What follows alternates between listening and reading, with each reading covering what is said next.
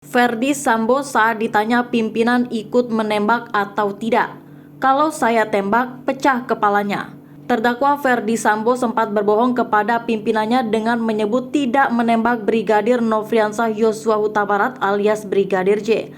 Hal ini terungkap dalam sidang perkara penghalangan penyidikan alias obstruction of justice di Pengadilan Negeri Jakarta Selatan pada Senin 17 Oktober 2022. Awalnya Verdi Sambo bertemu dengan Hendra Kurniawan, Beni Ali, Agus Nupatria Adi Purnama, dan Harun di ruangan pemeriksaan Biro Provos lantai 3 sekitar pukul 22 WIB untuk menyampaikan dan menyamakan pikiran sesuai skenario yang telah dibuat sebelumnya atas peristiwa penembakan yang terjadi pada diri korban Nofriansah Yosua Huta Barat, kata JPU saat bacakan dakwaan di PN Jakarta Selatan pada Senin 17 Oktober 2022. Skenario pembunuhan berencana itu juga sudah diceritakan kepada orang yang disebut pimpinannya, namun tidak disebutkan siapa pimpinannya tersebut. Di sana, Verdi Sambo mengaku tidak menembak Brigadir J dalam kasus tersebut. Saya sudah menghadap pimpinan dan menjelaskan. Pertanyaan pimpinan cuma satu, yakni kamu nembak atau tidak. Dan terdakwa Verdi Sambo menjawab, siap tidak jenderal, kalau saya menembak kenapa harus di dalam rumah? Pasti saya selesaikan di luar. Kalau saya yang nembak bisa pecah itu kepalanya, karena senjata pegangan saya kaliber 45, ucap jaksa. Skenario itu dibuat karena masalah harga diri atas tindakan pelecehan yang dialami istrinya, yakni Putri Chandrawati. Percuma punya jabatan dan pangkat bintang 2 kalau harkat dan martabat serta kehormatan keluarga hancur karena kelakuan Brigadir Nofriansah Yosua Huta Barat, kata Sambo.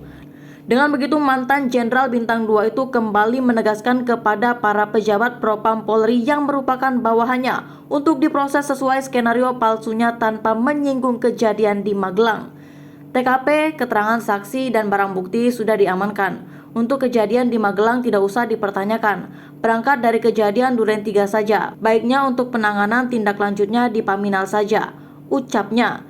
Sebelumnya Verdi Sambo memerintahkan Baradae untuk menembak Brigadir Nofriansah Yosua Huta Barat alias Brigadir J.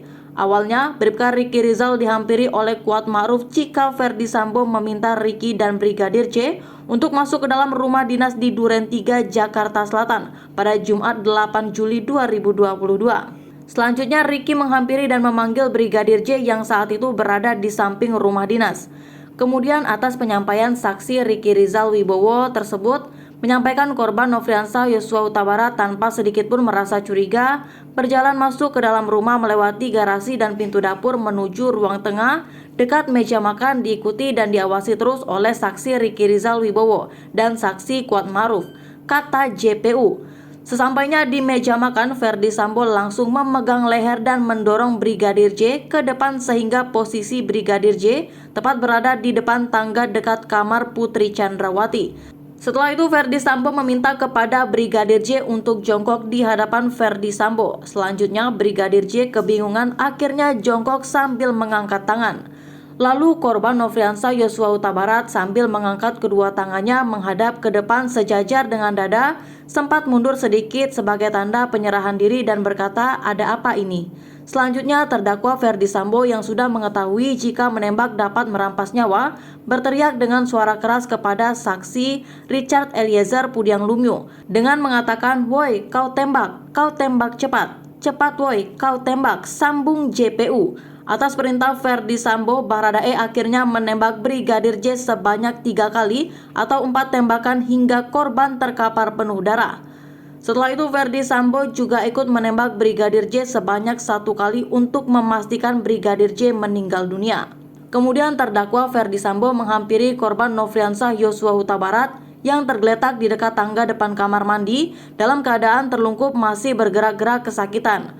Lalu untuk memastikan benar-benar tidak bernyawa lagi, terdakwa Verdi Sambo yang sudah memakai sarung tangan hitam menggenggam senjata api dan menembak sebanyak 1 kali mengenai tepatnya kepala di bagian belakang sisi kiri korban Nofriansah Yosua Huta Barat hingga korban meninggal dunia.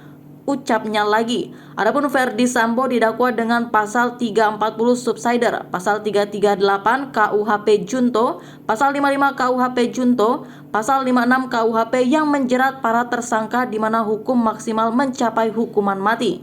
Sementara dalam dakwaan kedua obstruction of justice, Verdi Sambo juga didakwa melanggar pasal 49 Junto, pasal 33 dan atau pasal 48 ayat 1 Junto, pasal 32 ayat 1 Undang-Undang ITE nomor 19 tahun 2016 dan atau pasal 221 ayat 1 kedua dan 233 KUHP Junto, pasal 55 KUHP dan atau pasal 56 KUHP.